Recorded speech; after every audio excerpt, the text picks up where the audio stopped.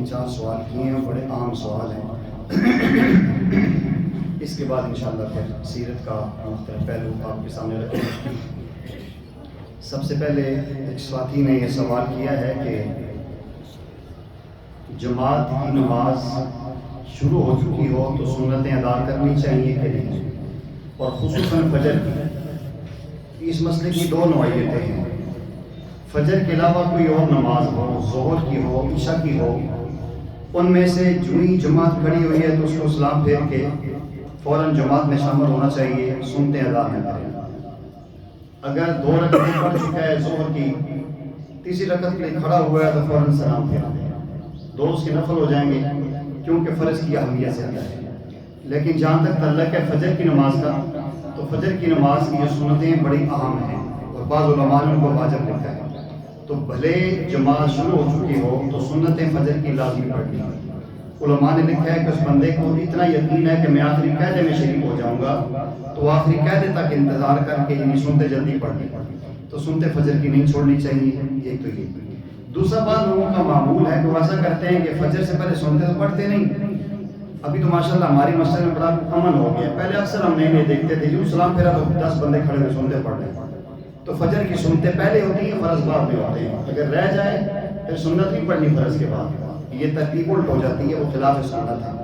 ایک دوسرا سوال یہ ایک ساتھی نے کیا تھا کہ یہ جو کرسچن ہیں اور بنی اسرائیل ہیں انہیں بھی فلسطین سے محبت لگاؤ ہے، کیوں؟ یہ آسان سا سوال ہے، جواب ہے کہ یہ جو مسجد اقصی ہے، بیت المقدس ہے یا مقدس ہے، یہ بنی اسرائیل کا ہی قبلہ رہا ہے۔ اس بنیاد پہ بنی اسرائیل انہی انبیاء کی امت ہے کہ جن کا یہ قبلہ تھا، اس بنیاد پہ ان کا اس طرف قلبی لگاؤ رکھنا یا اس کی محبت دل میں رکھنا یہ ان کی مجبوری ہے اور ایک ضرورت ہے، جس طرح ہمیں بیت اللہ شریف سے پیار ہے۔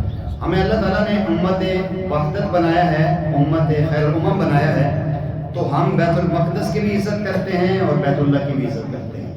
ہم سارے پہلے انبیاء کو بھی مانتے ہیں اور پیارے آقا پر بھی ایمان لاتے ہیں، اسی لیے ساری کائنات میں افضل ترین امت ہماری ہے اور ساری کائنات کے پیغمبر بڑے ہمارے ہیں، تو وہ لوگ ان سے محبت کرتے ہیں، اس میں اتنی عرض والی بات نہیں ہے۔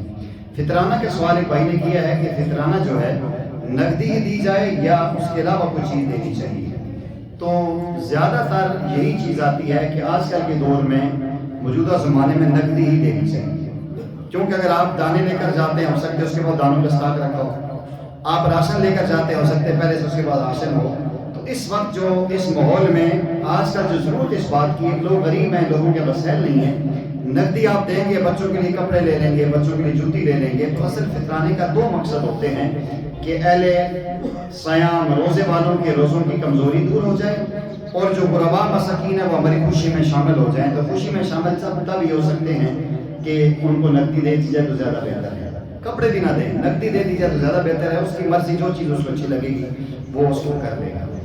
قرآن کریم کی تلاوت میں ترتیب سے کرنا سنت ہے، مثلا پہلے سورہ فیل پڑھی ہے پھر سورہ قریش پڑھی ہے تو اس ترتیب سے پڑھنا سنت ہے، اگر ترتیب الٹ ہو جائے تو خلاف سنت ہے۔ بعض علماء نے تو لکھا ہے کہ نماز بھی نہیں ہوتی، اور اگر ایسی آیت ہے کہ جس آیت کے تقدیم و تاخیر سے معنی چینج ہو گیا، مفہوم غلط ہو گیا، پھر نماز ٹوٹ گئی، پھر نماز ٹوٹ جاتی ہے۔ ورنہ ایک آیت پڑھی 10 آیتوں بعد آگے پڑھ لیا، ایک پڑھی غلطی سے پیچھے آ گیا، تو اس سے نماز کے حسن میں خرابی ضرور آتی ہے، نماز بہرحال اس کی ہو جاتی ہے۔ اس کے علاوہ کسی کا کوئی سوال تو نہیں؟ جی آج کل کے سفر کے دوران روزہ کھانا جائز ہے کہ نہیں؟ آج کل تو سفر بھی بہت آسان ہے۔ بہرحال جی اللہ تعالیٰ نے شریعت میں دین میں آپ کو چھٹی دی ہے، آپ بھلے جہاز میں سفر کریں، بھلے آپ جو ہے کہ گھوڑے پہ سوار کریں، سفر کریں، گاڑی میں سفر کریں، السفر قطعۃ من العذاب، سفر بہرحال سفر ہوتا ہے۔ تو اگر سفر میں بندہ روزہ چھوڑنا چاہے تو اللہ کی طرف سے ریلیف ہے، بھلے سہولت والا ہو، اسی گاڑی میں کیوں نہ ہو، اس کو اللہ نے چھوٹ دی ہے، اور اگر رکھ لے تو ثواب کی بات ہے، اس میں غرض کی بات ہے۔ جی السلام علیکم جی وعلیکم مولانا صاحب، میری آپ سے ایک گزارش ہے اور ساتھ ہی سوال بھی ہے جی کہ پچھلے 5-6 ماہ سے یا 8 ماہ سے آپ دیکھ رہے ہیں کہ فلسطین میں کتنا ظلم و ستم ہو رہا ہے، صحیح، اور پوری امت مسلمہ جو ہے وہ خاموش ہے، صحیح، اور پاکستان میں بھی بالکل خاموشی ہے، صحیح، اور आप देखते हैं कि हमें एक आत्मिक कुव्वत है अल्हम्दुलिल्लाह, सही तो उस हमारी आत्मिक कुव्वत होने का क्या फ़ायदा है? 23 मार्च को हम जहाज़ जो है वो इधर से उधर हो रहे होते हैं, इधर से उधर, सही ये फ़लस्तीन की तरफ रुख क्यों नहीं करते? सही, ठीक। या कुरान पाक में मैं आपकी बात समझ गया हूँ। देखो मेरे भाई, बहुत कीमती बात आपने की। सुने, टाइम मुख्तसर है, मैंने सीरत पढ़ानी है। सुने, मैं समझ गया हूँ। असल मेरे भाई आपके बहुत जज्बात हैं, मैं इनकी कदर करता हूँ।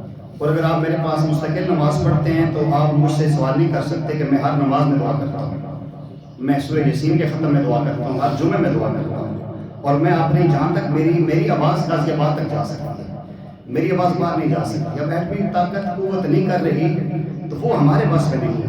मैं उस दिन एक रमज़ान ट्रांसमिशन में एक क्लिप देख रहा था, अदीम साहिब, हालांकि उस नौजवान से मुझे एतराज़ है, उसके अफ़कार और नज़रियात से मुझे एतराज़ है, लेकिन उसने इस अंदाज में अपनी आवाज़ पहुँचाई है और उसकी आवाज़ का आगे सिरा ये मिला कि क्रिकेट जीतने के बाद उन्हें फ़लस्तीन का परचम लेकर मजबूरन अंदर जाना पड़ा। ये सबको पता है मीडिया पे कि हमारे क्रिकेट के में जो मैच है इसमें से ज़्यादा पैसा उस कंपनी का लगा है जो इसराइल को भरपूर पैसे दे रही है। और यहाँ सूरत हाल ऐसी है कि कोई परचम फ़लस्तीन का यहाँ लगा के भी स्टेडियम में नहीं जा सकता था, पुलिस गिरफ्तार कर लेती थी। मामला ये है कि अब हम जो कर सकते हैं, आपकी बात बहुत बड़ी ज़बरदस्त है, अल्लाह करे कि हमारी आवाज़ वहाँ तक पहुँचे। हम जो कर सकते हैं हम वो करते नहीं हैं, जो हमारे पास में नहीं है हम उसके लिए शोर करते हैं। हम कर ये सकते हैं, हम इसराइल की प्रोडक्ट की बाइकाट कर सकते हैं। लोगों ने मैग्नोट कहते हैं उसको, क्या कहते हैं, वो जो उनकी कंपनी थी मैकडोनल्ड, उसकी बाइकाट किया, करोड़ों डॉलर का नुकसान हुआ। उन्होंने ऐसा किया कि रमज़ान में कोका कोला एक बोतल के साथ एक जग फ्री दे दिया, हम मुसलमानों ने फिर ले लिया, जिसका ज़मीर आज भी है। आप यकीन करें, मैं खुद बाजार में जाता हूँ, इतनी प्रोडक्ट इसराइल की हम खुद लेकर आते हैं जो हमारे बस में हम छोड़ दें। हम कोल्ड ड्रिंक ना लें, हम नीडो दूध ना लें, हम वो चीज़ें उनकी ना लें, तो हम उनका बाइकाट कर सकते हैं जो हमारे बस में, जो अल्लाह ने मुझसे आपसे पूछना है। नाराज़ भी साथी नहीं, हम काम नहीं करते जो हमारे बस में है। बाकी सूरत हाल क्या है कि हमने उनकी पंजाबी जड़ी छाड़नी और जाड़नी। मुझे पता है कि मैं जब फ़लस्तीन का नाम लेता हूँ तो उसके बाद मेरे साथ एजेंसियाँ क्या करती हैं, बाद में रिकॉर्ड हो रही है, मेरे फ़ोन चेक करें आप। हमें पता है, कहना आसान है, क्यों नहीं हो रहा? तो ज़रा आए मीडिया पे आप लगाएं उसका परचम फ़लस्तीन का फेसबुक पे, तो वो 24 घंटे से पहले फेसबुक आपकी ब्लॉक होगी। व्हाट्सएप पे लगाएं, आपके व्हाट्सएप पे मैसेज आ जाएगा। मामला ऐसा है जो हमारे बस में ही ज़रूर हमें दुआ करनी चाहिए। अल्हम्दुलिल्लाह मुफ्ती तकी उस्मानी साहब कितने करोड़ जो है कि रुपए लेकर अपनी वहाँ को जा चुके हैं, उनके खुर्द जा रही है, मीडिया में दिखाते हैं वो इसराइल नहीं जाने दे रहे, उन्होंने सारी चीज़ें रोक दी, आगे जाने नहीं दे रहे। और हमारे हुक्मरान जो है कि इसमें मुझसे आप सवाल ना करें, मुझसे ज़्यादा आपको पता है, क्योंकि मेरी बात मीडिया पे जाएगी, यूट्यूब पे जाएगी, सबको पता है कि कौन किसकी मर्जी से कहाँ बैठा हुआ है और इनको किसने लाया है, वो सबको पता है। हम जो कर सकते हैं वो सिर्फ ये है कि हम उनकी प्रोडक्ट से बाइकाट करें। हम जो सोशल मीडिया पे लड़के बैठे हुए, मैं एक साथी को देख रहा था कि मिलियन उसके फॉलोअर हैं, उसने कहा भाई तुम फ़लस्तीन का नाम लो या ना लो, मेरे सारे 6 उसके अकाउंट में से ब्लॉक हो गए, साफा खोल दिया कि मैं आवाज़ उठाऊंगा। तो जिसके अंदर गैरत है, जिसके अंदर हिम्मत है, वो उठा रहा है। हमारे कहने से मैं जितना मर्जी चीखूं, मैं ऊपर के स्पीकर लगा के आवाज़ें लगाऊं, हुकूमत के खिलाफ मुझे गिरफ्तार कर लेंगे और आप तालियां पीटेंगे, जाऊं देश। यहाँ निज़ाम ये है कि कोई किसी का साथ देने को तैयार नहीं है। अभी अगर मैं ऐलान करता हूँ कि हमने मुजाहरा करना है, कौन जाएगा मेरे साथ? हम कर चुके हैं, बुजुर्गों को याद है, हाफिज़ सिद्दीकी हमने किया है, तो 10 बंदे नहीं हमारे साथ गए। तो इसलिए वो काम हमारे पास में है नहीं है। हम ये काम कर सकते हैं कि हम उसकी प्रोडक्ट से बाइकाट करें। हम लाखों रुपए रमज़ान में हर दिन में इसराइल के अकाउंट में डाल रहे हैं और वो लोग वही गोलियां लेके डाल रहे हैं उनके ऊपर। आज हमारे मीडिया में मैं खुद देखता हूँ, एंकर पर्सन कहते हैं वो फ़लस्तीन का मसला है जी, हमारा तो है ही नहीं।